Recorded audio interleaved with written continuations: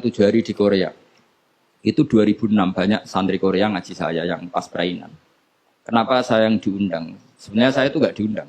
Mereka minta saya ngaji. Beberapa kali sudah ngaji di Indonesia, terus mereka minta sekali-kali Gus ngaji di Korea. Aku ya bilang gini, tapi waktunya terserah aku. Ngatur kiai dosa. Ya Gus, pokoknya terserah jenengan. Mereka mintanya 1 bulan di Ramadan. Bangunnya pondok bukan tutup. Kiai sewa kira. Sakulan Ramadan bisa. Akhirnya saya minta seminggu saja. Uniknya pas setelah saya di Korea. Tahun 2006 tukang Ali Imran itu mereka ngaji saya di Jogja. Delalah saya pas nerangkan ayat ya ayyuhalladzina amanu alaikum anfusakum la yadurrukum man dhalla idza tadaitum. Wahai orang-orang yang beriman, jaga diri kamu secara baik-baik. Setelah kamu menjaga kebaikan kamu, setelah kamu menjaga iman kamu, setelah kamu menjaga konsisten istiqomah kamu, la yadurrukum man dhalla idza tadaitum. Orang sekeliling kamu sesat enggak masalah. Kamu hidup di Jakarta enggak masalah, di Hong Kong enggak masalah, di Thailand enggak masalah. Yang penting kesehatan kamu terjaga. Itu mereka terinspirasi. Itu satu-satunya ayat Gus yang menjadi kita nyaman hidup di Korea. Ustadz-ustadz di sana merasa nyaman. Enggak apa-apa kita dikepung orang ateis, dikepung orang macam-macam. La yadurrukum man dhalla idza tadaitum. Akhirnya dikenang. Nasihat saya itu dikenang. Akhirnya mereka sepakat ngundang saya, semua guru-guru, saya ijazahi itu.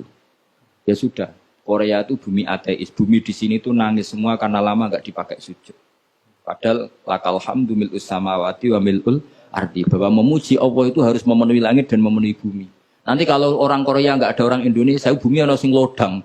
Jadi didelok malaikat kok dhuwur, ini kok lodang karena nggak ada yang sujud. Tapi baru kayak dikepung TKI 49.000. Dan itu separuh lebih sholat. Sholatnya keren di sana, kadang yang Thailand, kadang yang gini. Karena kalau pas kerja itu waktu sholat disamakan waktu jeda 5 menit ke kamar mandi. Jadi rata-rata sholatnya itu pas di kamar mandi. Lucunya kalau mereka sedang baik nawani gini, apa tak belikan patung juga? Karena pernah ada orang TKI sholat itu diincengin ngisor. Mereka aneh, ada sembahyang kok tanpa patung. Karena taunya mereka yang namanya sembahyang pakai patung.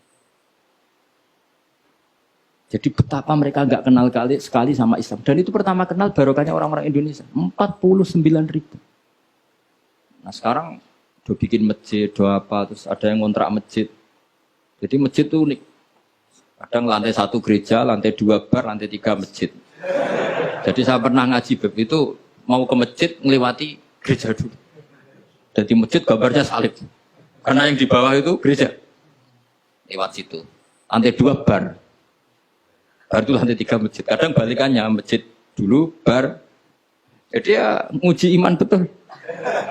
Teman saya ada yang cerita, saya pernah Gus mau ke masjid, lantai 2 bar sudah masuk setengah.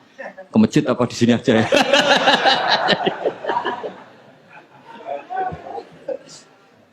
Tapi ya tadi, makanya kita semua syukur betul umatnya Rasulullah Shallallahu Alaihi Wasallam itu dikawal Quran ila yaumil qiyamah. Jadi yang dikawal Quran bukan orang Kudus saja, bukan orang yang daerahnya mayoritas Muslim saja, termasuk orang yang di Korea, di Uni Soviet juga dijaga Quran la yadurrukum man dhalla idza tadaitum. Saya punya dokumennya ya, orang-orang Rusia Kang Ali, ketika Uni Soviet itu mengkooptasi 100 tahun. Itu orang-orang Islam turunan Uzbek, turunan Syria, turunan Arab. Itu kalau ngajarkan tauhid itu di basement, di bawah tanah. Karena mereka dipaksa menjadi komunis. Tapi Allah itu maha kuat. Allah wal qawi, Allah itu zat yang kuat, gak terkalahkan. Mereka selalu ngajar anak-anaknya di bawah tanah untuk ngajarkan tauhid. Dan doa mereka didengar Allah. Akhirnya Uni Soviet hancur menjadi negara persemakmuran. Tapi sekali menjadi negara persemakmuran langsung menjadi negara Islam. Yaitu Ceknya, Uzbek, Tajikistan. Laukanu khina kufrihim tidak belajar Islam, maka tidak bisa mendirikan negara Islam. Tapi karena mereka ketika dikooptasi Uni Soviet tetap belajar Islam. Sehingga pertama merdeka langsung negara Islam. Andai kan mereka sudah meninggalkan Islam secara pelajaran, maka tidak bisa mendirikan negara Islam. Tapi mereka ketika dikooptasi tetap belajar Islam meskipun sembunyi. Sebenarnya itu jenenge la yadurrukum man dhalla idza tadaitum. Jadi orang sekeliling kamu sesat enggak masalah, asal komitmen kamu sendiri